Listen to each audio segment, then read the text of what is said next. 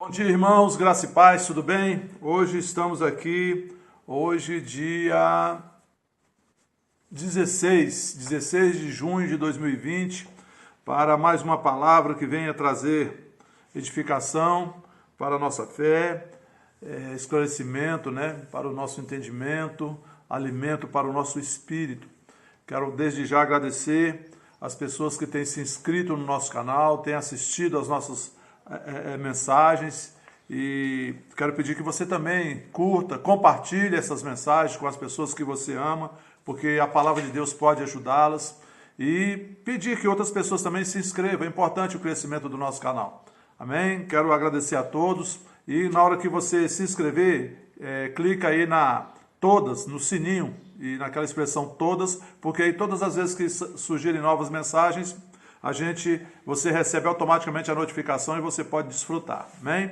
Quero também pedir, se você tem alegria e liberdade em seu coração e deseja contribuir para o crescimento da divulgação da palavra de Deus por intermédio da Vida Plena, você pode enviar a sua contribuição através de um TED, de DOC, de depósito, transferência bancária, para a conta corrente Banco do Brasil, Banco 001, agência 1022, dígito 7, conta corrente 23428, dígito 1, Vida Plena, Ministério Internacional, será de grande valia para nós. Amém? Dito isso, vamos começar a palavra.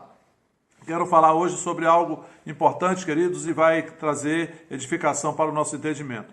Uma coisa importante, quando nós falamos da palavra de Deus, quando nós precisamos entender que o ser humano foi criado por Deus e é um ser tridimensional. Nós somos um espírito, Temos uma alma, que é a nossa mente, a sede do nosso intelecto, da nossa vontade, das nossas emoções, sentimentos, e habitamos em um corpo físico.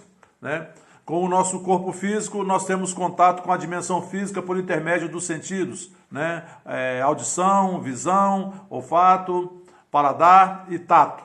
Então, na dimensão física, nós temos contato com o nosso corpo. Na dimensão do intelecto, do entendimento, da inteligência, do raciocínio, do conhecimento, através dos sentidos, é a nossa mente, ou a nossa alma. E o nosso espírito é a parte, a dimensão do nosso ser que tem contato com as coisas do espírito, que nós temos contato com Deus, através do nosso espírito é que nós temos contato com Deus e tudo que se relaciona à dimensão espiritual. E, querido, por sermos um ser tridimensional e por causa da queda do homem ali no Jardim do Éden, onde após desobedecer a Deus aconteceu a morte espiritual, ou seja, a separação de Deus, o homem passou a viver pela carne, pelos sentidos. E a partir dali, querido, ficou um dilema, um vazio no espírito do homem, que era a falta de Deus, porque por causa da morte espiritual, o homem foi separado de Deus e ficou um vazio, que era a presença de Deus que o homem tinha antes da queda e passou a não ter depois da queda. Então, a partir dali, um dilema se estabeleceu na trajetória do homem, que é o dilema de viver no natural ou no sobrenatural, ao mesmo tempo. A gente vive nessas duas dimensões ao mesmo tempo, no natural e no sobrenatural. Mas aquilo que a gente mais dá ênfase na nossa vida é o que vai prevalecer na nossa realidade. Se nós vivemos só no natural, só naquilo que nós vemos, só aquilo que nós percebemos pelos nossos sentidos, pela nossa alma, pelo nosso corpo, a gente vai restringir os milagres, a graça, o favor de Deus, que é sobrenatural. Os milagres de Deus, que eles estão disponíveis para nós. Em Efésios 1:3 diz que bendito Deus e Pai de nosso Senhor Jesus Cristo, que já nos abençoou com toda sorte de bênçãos espirituais nas regiões celestiais em Cristo Jesus. As bênçãos de Deus já estão disponíveis, já foram todas liberadas por Deus, mas as bênçãos de Deus só nos alcançam, querido, quando nós estamos na posição correta, que é a posição de fé e de obediência a Deus e a sua palavra. E nós precisamos, querido, gerar o ambiente ideal para experimentar milagres. E esse ambiente ideal, querido, é um ambiente espiritual, onde prevalece a fé que crê com o coração na palavra e confessa a palavra com a boca. E fé, querido, um ambiente de fé, ele não pode ter ansiedade, medo, inquietação. Um ambiente de fé, querido, é um ambiente de descanso, é um ambiente de paz, de alegria, porque a palavra de Deus diz que aqueles que estão na fé entraram no descanso de Deus. Então nós precisamos descansar e nunca, querido, nós precisamos tanto de estabelecer este ambiente na nossa vida. Não um ambiente físico, querido, mas um ambiente espiritual, uma atmosfera espiritual, que é a atmosfera da fé, da confiança, do descanso em Deus, sabendo que Deus é o nosso Pai e que Ele cuida dos seus filhos e Ele tem cuidado de nós. Amém, queridos? Mas para que nós possamos estabelecer esse ambiente ideal, para que os milagres se manifestem, nós precisamos saber, conhecer a vontade de Deus e obedecer. Não apenas conhecer, mas conhecer e obedecer.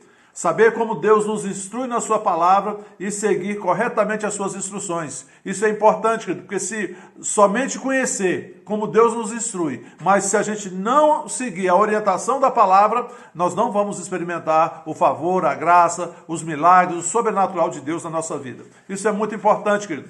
Porque hoje em dia, a gente, por causa dessas normas que foram estabelecidas pelos governos de isolamento, de confinamento, a gente percebe claramente, né, essa prova que os crentes estão passando, né, a prova da sua fé. É um momento que cada um vai ter que demonstrar aquilo que está dentro dele, a fé que ele realmente construiu, né, durante toda a sua vida para enfrentar um momento tão difícil como esse, onde somos bombardeados com incredulidade, com medo, com pânico pela mídia, e nós precisamos nos levantar com aquilo que nós construímos.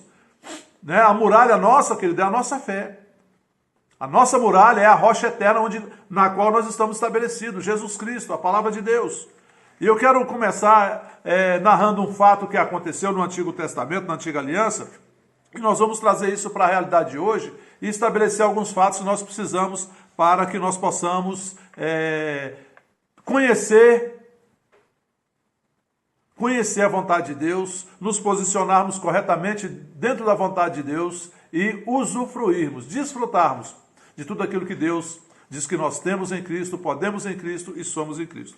No livro de Crônicas, no primeiro livro de Crônicas, no capítulo 13, eu vou ler do versículo 1 ao 14, diz assim, é aquele momento que a arca estava lá, a arca tinha sido transferida, né? Ela estava em Jerusalém, estava na casa de Uzá, e eles iam trazer de volta para Jerusalém. Então tá assim, capítulo 13 de 1 Crônicas, diz assim a partir do versículo 1, consultou Davi os capitães de 1000 e os de 100 e todos os príncipes, e disse a toda a congregação de Israel, se bem vos parece, e se vem isso do Senhor nosso Deus, enviemos depressa mensageiros a todos os nossos outros irmãos, em todas as terras de Israel, e aos sacerdotes e aos levitas com eles nas cidades e nos seus arredores, para que se reúnam conosco. Veja bem, aqui que já começa uma coisa errada da parte de Davi, ele diz, se vos parece.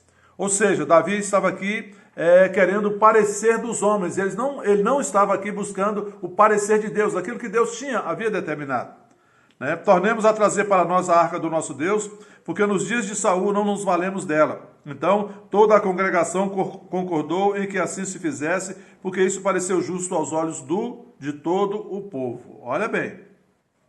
5. Reuniu, pois, Davi a todo Israel, desde Sior do Egito até a entrada de Ramate, para trazer a arca de Deus de Kiriat Jearim.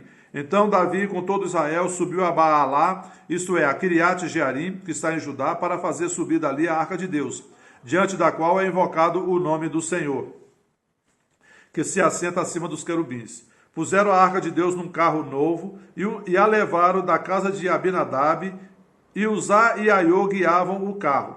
Davi e todo Israel alegravam-se perante Deus com todo o seu empenho em cânticos, com harpas, com alaúdes, com tamboris, com símbolos e com trombetas.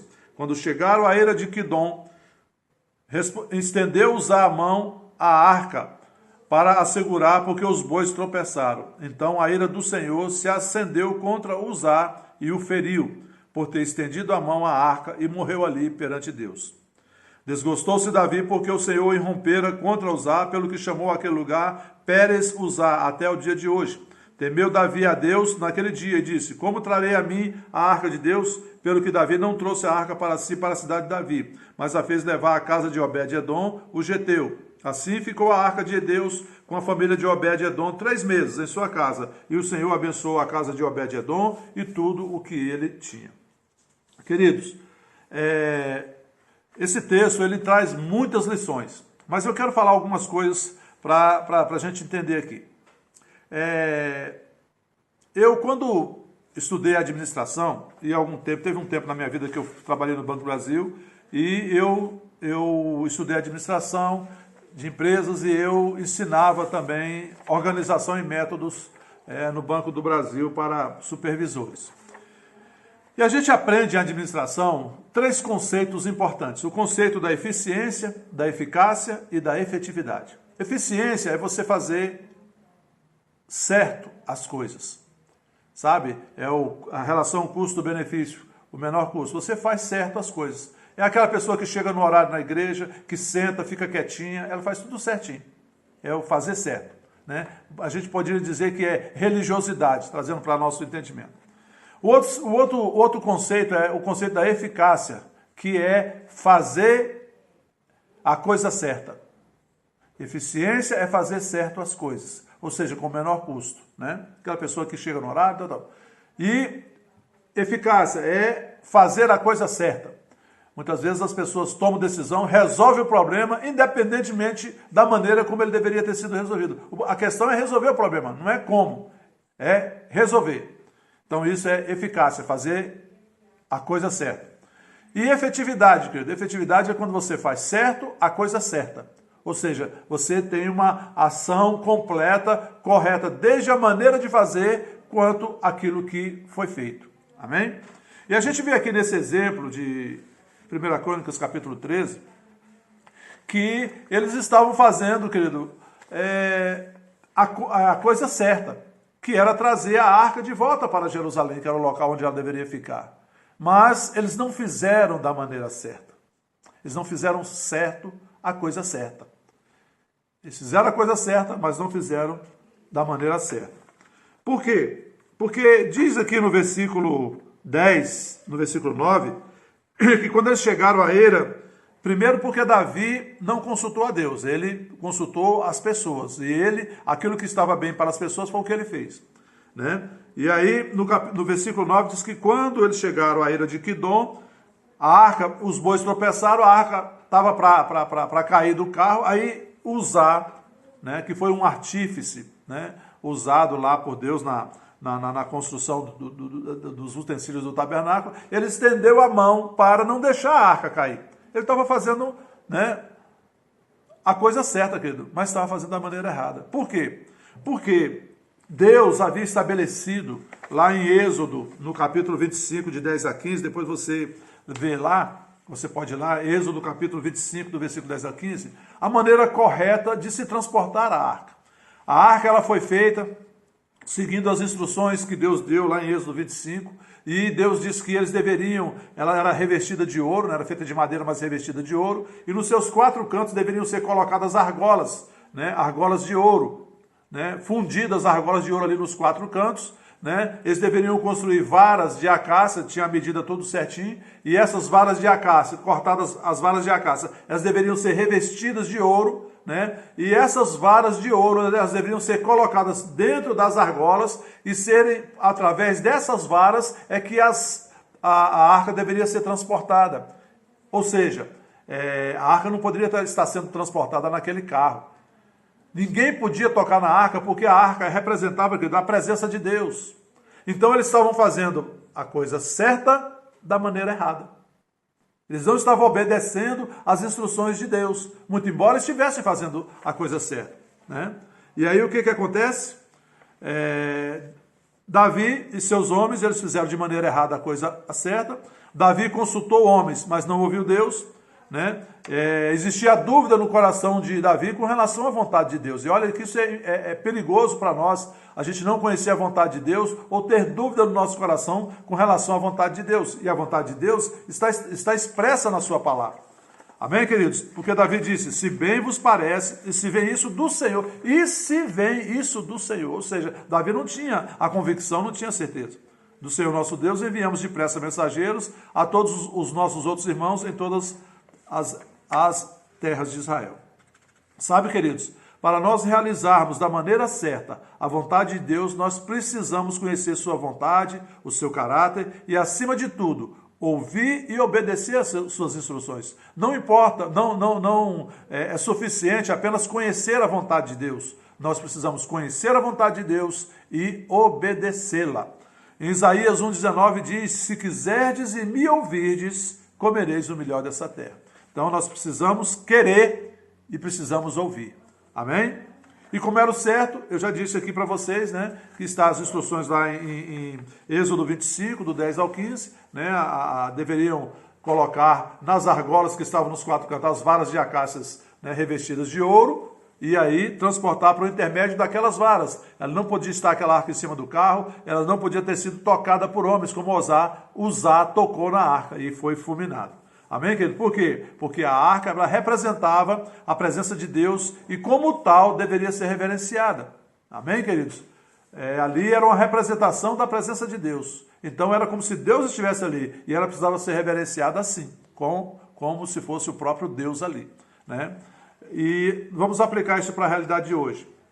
Hoje, querido, às vezes, hoje não, né? Nesses dias que nós estamos passando, a gente está enfrentando aí esse confinamento, esse isolamento, se bem que no último final de semana a gente já teve um relaxamento, onde algumas pessoas já puderam ir ao culto presencial, aquelas que estão acima de 12 anos e abaixo de 60 e que não possuem nenhuma comorbidade, mas aqueles que estão acima de 60, abaixo de 12, ou possuem alguma comorbidade, não podem ir e ficaram assistindo o culto pela internet, o culto online, né?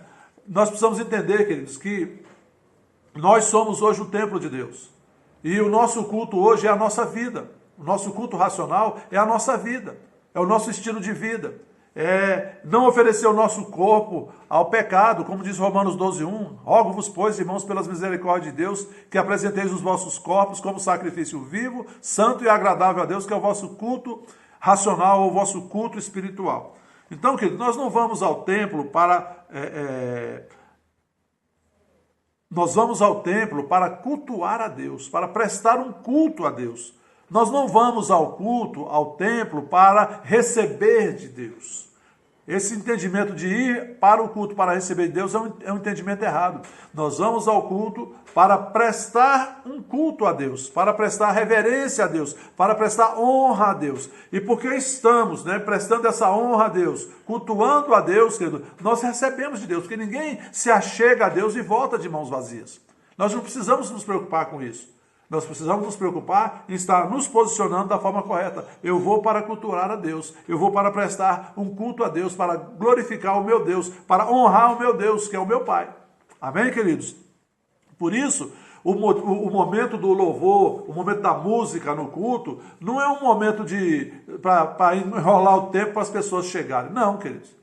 O momento da música na igreja é um momento em que começa o culto e nós já temos que estar, sabe, entrando naquela atmosfera que a música nos proporciona. A música é para nos ajudar, mas nós temos que estar com uma disposição de coração, de adorar a Deus, de cultuar a Deus, de ter a consciência da presença de Deus e honrar esta presença no nosso meio. Amém, queridos? E... porque muitas vezes a gente vê pessoas que no momento da música estão, sabe, distraídas, como se aquilo fosse um tempo de embromação no culto. E não é, querido. É um tempo importante, onde nós nos preparamos, estamos ali avançando nessa adoração, avançando nessa honra, avançando nesse culto ao nosso Deus. E depois o momento da palavra, querido, que é o momento onde Deus fala aos homens, e nós precisamos honrar isso. Não porque a pessoa que está lá, honrar a pessoa que está falando, não, mas honrar a unção, honrar o Espírito Santo que está falando por intermédio daquela pessoa. Porque senão, que a gente chega no culto, não, é fulano que vai pregar, não, mas não gosto do jeito que fulano prega, e aí você não recebe. E talvez você possa estar precisando ou pedindo algo para Deus, e Deus ia usar aquela pessoa que você não gosta do estilo dela, do jeito dela pregar. Deus está usando aquela pessoa para trazer a instrução que você precisa. E porque você não honra a unção que está sobre aquela pessoa, você não honra a Deus por intermédio daquela pessoa, você deixa de receber aquilo que Deus já está te dando. Aí depois você vai reclamar. Ai, Deus não me ouve. Ai, eu estou passando por isso, Deus não me ajuda. Deus está te ajudando, querido. Você que não está cooperando com Deus. Amém? Então, querido, quando nós vamos estar reunidos como igreja, como corpo de Cristo, né? Nós precisamos entender, querido, o que é a igreja. A igreja é o corpo de Cristo. Em 1 Coríntios capítulo 11, no versículo 28, quando fala ali aquele texto sobre a ceia, Paulo fala no versículo 28, examine-se, pois, o homem a si mesmo, e assim coma do pão e beba do cálice, pois quem come e bebe sem discernir o corpo, come e bebe juízo para si. Eis a razão porque há entre vós muitos fracos e doentes, e não poucos que dormem, porque se nos julgássemos a nós mesmos, não seríamos julgados, mas quando julgados, somos disciplinados pelo Senhor para não sermos condenados com o mundo. Nós precisamos discernir que a igreja é o corpo de Cristo. E a igreja é formada por pessoas que confessaram Jesus como Senhor e Salvador, e por causa dessa atitude de crer no Senhor Jesus e confessá-lo como Senhor e Salvador, passaram para a família de Deus. Hoje, querido, nós somos todos filhos de Deus, somos irmãos em Cristo. Muito embora desempenhemos papéis diferentes no corpo, somos da mesma família, somos parte do mesmo corpo. E nós não podemos estar, querido, tentando atingir, tentando magoar, tentando ferir outras pessoas da igreja, porque nós estamos ferindo o nosso próprio corpo. É como se a gente pegasse uma marreta e desse uma marretada na nossa cabeça. Ninguém faz isso, a não ser um louco, que pega uma marreta e dá uma marretada no seu pé, dá uma marretada no dedo da sua mão. Ninguém faz isso, querido. De sã consciência, não. E nós também não podemos fazer isso. A igreja é o corpo de Cristo. E o corpo de Cristo são as pessoas que creram no Senhor Jesus e o confessaram como Senhor e Salvador. E nós precisamos discernir isso, para que nós possamos nos reunir como igreja, ou onde nós nos encontrarmos, uns ajudar os outros. É assim que o corpo funciona. A mão ajuda o corpo a se alimentar. Pega ali o alimento com o garfo, com a colher e põe na boca. A boca mastiga, né? Os dentes mastigam. Né? Aí entra todo o processo, né, de mastigação, língua, saliva, tudo, para poder levar o alimento para o estômago. O estômago faz a sua parte e depois vai, né, para o sangue distribui para o corpo todo, chega alimento em todas as células e assim funciona o corpo. Cada parte desempenhando o seu papel para que o todo se desenvolva e fique bem. E assim deve ser o nosso discernimento com relação à igreja. Com relação à palavra, querido, nós precisamos entender, querido, que a palavra de Deus ela é imutável e ela é poderosa. E quando nós entendemos que a palavra de Deus é imutável, ela é poderosa, nós, quando honramos a palavra, querido, a palavra ela se cumpre na nossa vida, porque Deus é que vela pela sua palavra. E Paulo fala algo interessante para a igreja de Tessalônica, ele declara algo que nós precisamos tomar para nós. Lá em Tessalonicenses, no capítulo 2, no versículo 13, Paulo diz assim, outra razão ainda temos nós para incessantemente dar graças a Deus, é que tendo vós recebido a palavra que de nós ouvistes, que é de Deus, acolhestes não como palavra de homens, e sim como em verdade é a palavra de Deus, a qual, com efeito, está operando eficazmente em vós, os que credes. Eles ouviram a palavra de Deus dita por intermédio da boca de Paulo, mas eles não consideraram aquilo como palavra de Paulo, mas como palavra de Deus.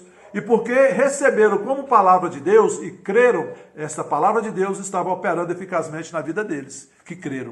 Amém, queridos? É assim que nós temos que fazer. Receber a palavra como palavra de Deus, não como palavra do pastor Jorge, da pastora Celina, do pastor Daniel Leás, do pastor Daniel Cavalcante, da ministra Patrícia Della Célia, ou de qualquer outro ministro que ministra na igreja. Não, queridos. Nós temos que receber como palavra de Deus. E porque cremos como palavra de Deus, ela opera em nossas vidas. Amém, queridos? A falta de fé na palavra que daqui tem atrapalhado muitos crentes. Em Hebreus capítulo 4, no versículo 1 e 2, o autor de Hebreus diz, temamos, portanto, que sendo-nos deixada a promessa de entrar no descanso de Deus, suceda parecer que algum de vós tenha falhado. Porque também a nós foram anunciadas as boas novas, como se deu com eles. Mas a palavra que ouviram não lhes aproveitou, visto não ter sido acompanhada pela fé naqueles que a ouviram. Nós, porém, que cremos, entramos no descanso. Veja, querido, que a palavra que essas pessoas ouviram não lhes aproveitou, porque não foi acompanhada de fé.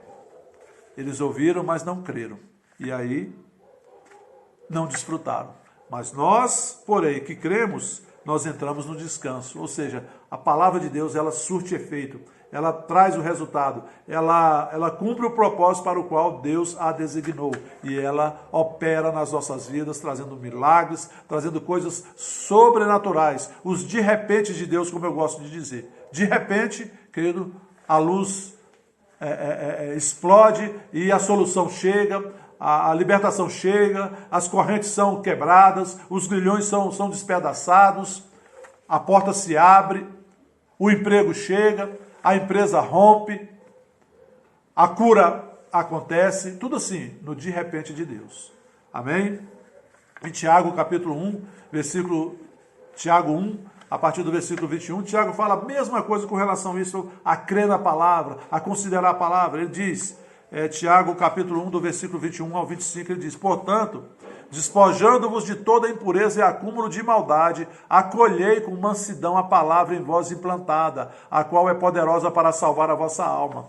Tornai-vos, pois, praticantes da palavra e não somente ouvintes, enganando-vos a vós mesmos. Porque se alguém é ouvinte da palavra e não praticante, assemelha-se ao homem que contempla num espelho o seu rosto natural, pois a si mesmo se contempla e se retira, e para logo se esquece de como era a sua aparência. Mas aquele que considera atentamente na lei perfeita, lei da liberdade, e nela persevera, não sendo ouvinte negligente, mas operoso praticante, esse será bem-aventurado no que realizar.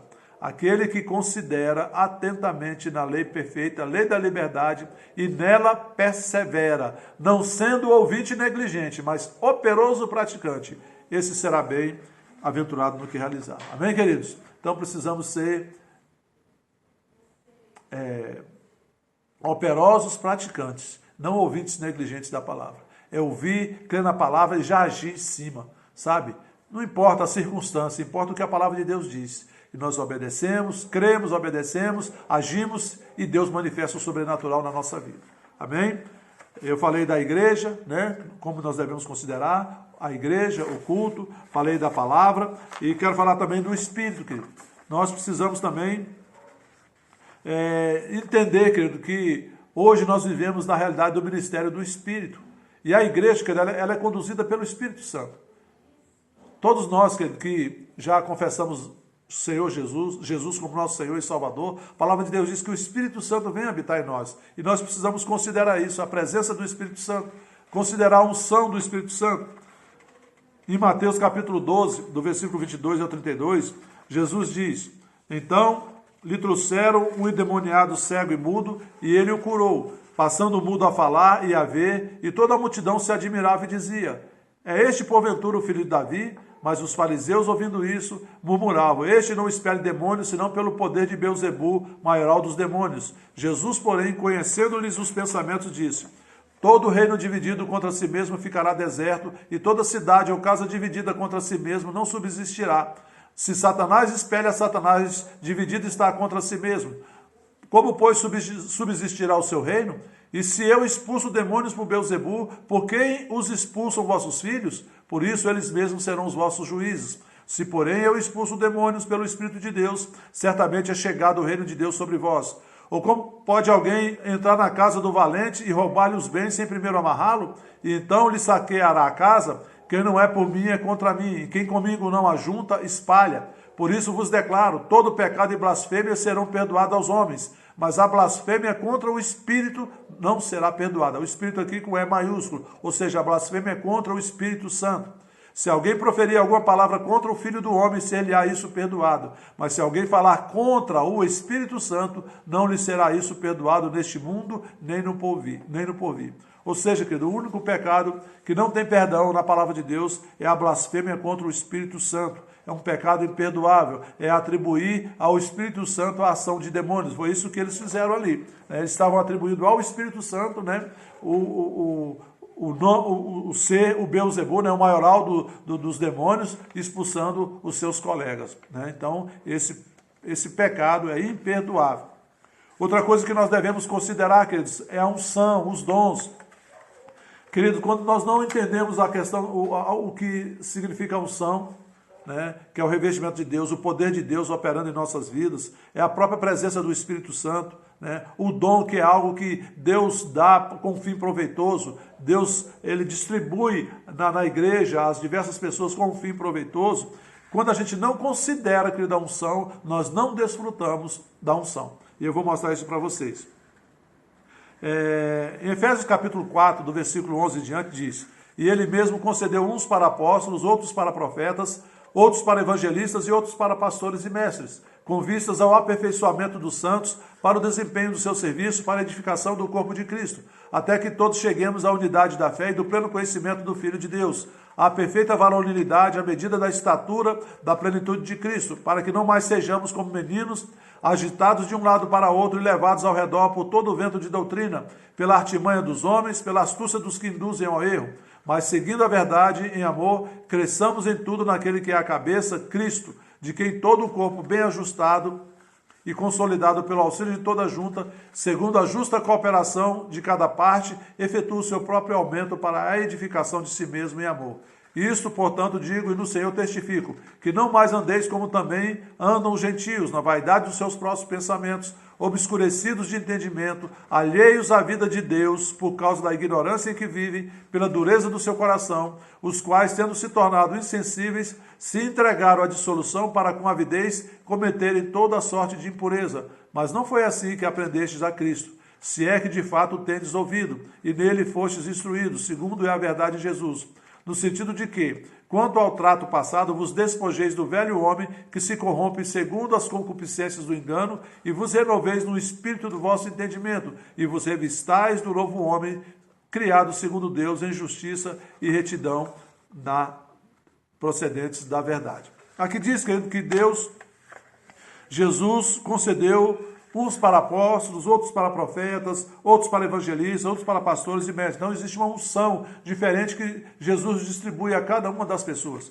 E quando nós consideramos essas unções, diferentes unções, nós recebemos daquela unção, né? Porque Jesus fez isso para que haja um crescimento harmônico, um crescimento equilibrado, né, de todas as partes do corpo, de todos aqueles que compõem o corpo. E para que haja esse crescimento harmônico, esse crescimento ajustado, equilibrado, há a necessidade da atuação de todos os dons. É por isso que eu disponibilizo na igreja. As mais diversas unções passam por ali, ministrando a palavra, e a gente recebe das diferentes unções que estão sobre cada pessoa. Tem dia que é um profeta, tem dia que é um evangelista, tem dia que é um mestre, outro dia um pastor, outro dia um apóstolo, e assim a igreja vai crescendo, né?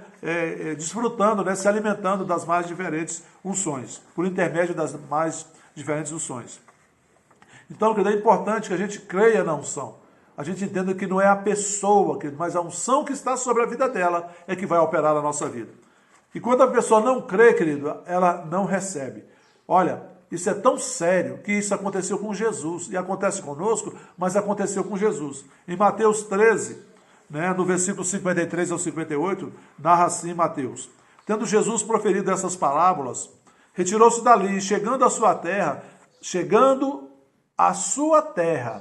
ensinava-os na sinagoga de tal sorte que se maravilhavam e diziam: de onde lhe vem esta sabedoria e estes poderes miraculosos? Não é este o filho do carpinteiro? Não se chama sua mãe Maria e seus irmãos Tiago, José, Simão e Judas?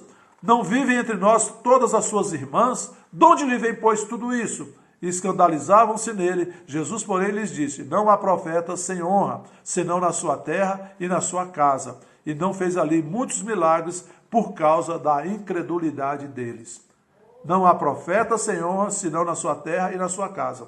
E não fez ali muitos milagres por causa da incredulidade deles. Amém, querido? Veja que por causa da incredulidade, porque eles não honraram a unção, eles deixaram de experimentar, olha, as maravilhas que Jesus podia operar no meio deles, querido. Os milagres que Jesus poderia operar ali, sinais, prodígios, curas, coisas, sabe, sobrenaturais, maravilhosas, eles deixaram de desfrutar, porque não honraram a unção na vida do Senhor Jesus. Agora pensa bem, se não honraram a Jesus, imagina um ser humano, um comedor de arroz e feijão, né, como eu, como você. Amém? Muito embora sejamos hoje filhos de Deus, eu sei, mas se não honrar a Jesus, a gente não deve se lamentar ou se entristecer quando pessoas também não honram a unção que está sobre as nossas vidas. Nós devemos acordar para isso, querido, e honrar toda a unção.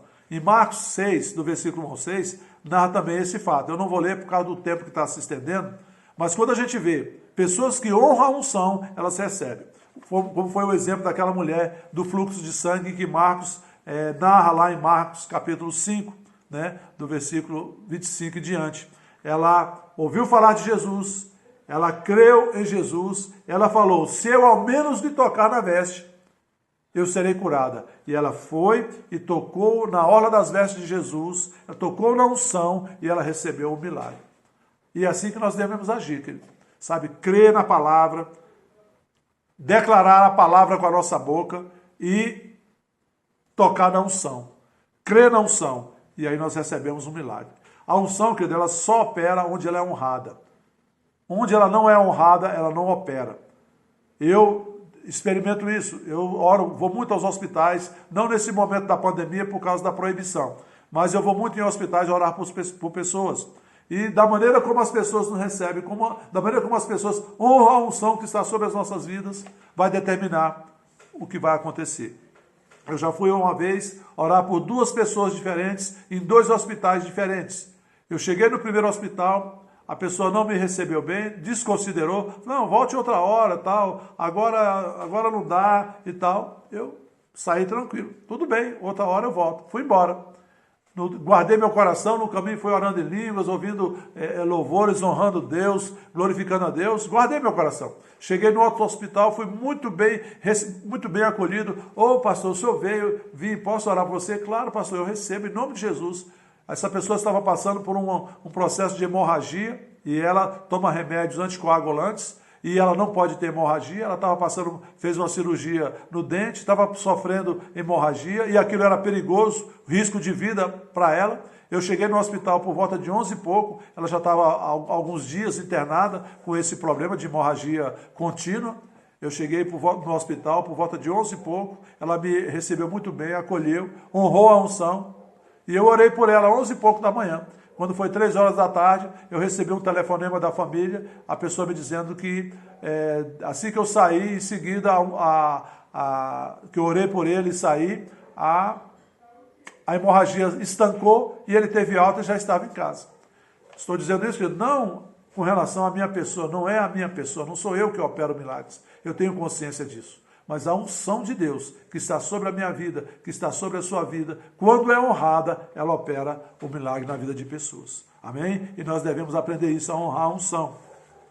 A unção, ela só opera onde é honrada. E assim que hoje nós vemos isso, né? O quanto as pessoas estão necessitadas. Nós tivemos cultos na terça-feira. Em vários anos eu tive culto na terça-feira na igreja, que era Jesus Cristo te cura. E tinha um grupo que ia sempre ali, pessoas foram curadas. E pessoas se mantinham curadas porque estavam ouvindo uma palavra sobre cura. E elas aprenderam. Mas ao longo do tempo as pessoas vão relaxando, vão deixando de ouvir, vão deixando de considerar a palavra. Daqui a pouco começa de novo a aparecer sintoma. E daqui a pouco, quando alguma coisa acontece, elas se desesperam. Porque pararam de ouvir a palavra, pararam de honrar a palavra, de honrar a unção. Não faça isso, querido. Nós tínhamos culto na quinta-feira também e a gente variava sempre os pregadores para poder diversificar a unção.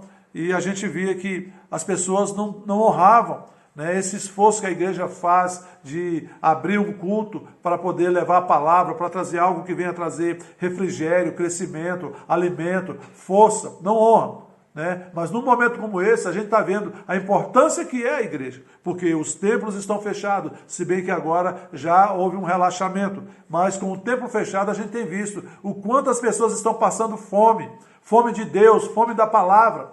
Né? Porque, muito embora estejam em casa, como não consideravam antes quando tinha o culto, muito menos agora não tem considerado. Eu vejo isso, querido, pelo nosso canal no YouTube, onde nós pregamos a palavra todos os dias. Não falo isso para a sua condenação, querido. Não, estou falando isso para despertar você e que você desperte outras pessoas. Considere a unção, considere a palavra, se inscreva no canal, ouça todos os dias essa palavra que nós publicamos, porque é para o seu bem, é para o seu alimento, é para o seu crescimento, é para o seu esclarecimento, é para o seu fortalecimento. Amém, queridos? E por último, eu quero ler o último versículo e encerrar essa palavra, que já ficou longa. Segundo o livro de Crônicas, capítulo 20, diz assim: pela manhã cedo se levantaram e saíram ao deserto de Tecoa. Ao saírem eles, pôs-se Josafá em pé e disse: ouvi-me, ó Judá, e vós, moradores de Jerusalém. Crede no Senhor, vosso Deus, e estareis seguros. Crede nos seus profetas e prosperareis. Eu quero dizer isso hoje para você, querido, que está me ouvindo. Família Vida Plena e todos aqueles que estão ouvindo. Crede no Senhor vosso Deus e estareis seguros. Crede nos seus profetas e prosperareis. Feche seus olhos, vou orar por você neste momento. Pai, em nome de Jesus, eu te agradeço pela tua palavra. A tua palavra é a verdade. Eu oro em favor de cada um dos meus irmãos que estão ouvindo, querido, ouvindo por intermédio deste canal do YouTube. Abençoo cada um deles, declaro cura sobre aqueles que estão passando por algum sintoma, restabelecimento completo do seu Walter, restabelecimento completo da da sobrinha da Ruth, Thalita e seu marido, toda a sua família. Pai, te agradeço pelos irmãos da Vida Plena alcançando vitória, aqueles que perderam emprego, tendo portas abertas de emprego, boas portas de emprego abertas, aos empresários, Pai, crescimento, rompimento, avanço nesse momento, a todos que estão passando por dificuldade, o teu favor e a tua graça alcançando cada um deles, Pai, em nome de Jesus Cristo. Queridos, muito obrigados a todos. Compartilhe este vídeo, dê o seu like se você gostou, compartilhe e se inscreva no nosso canal e até a próxima. Boa noite a todos, fiquem na paz.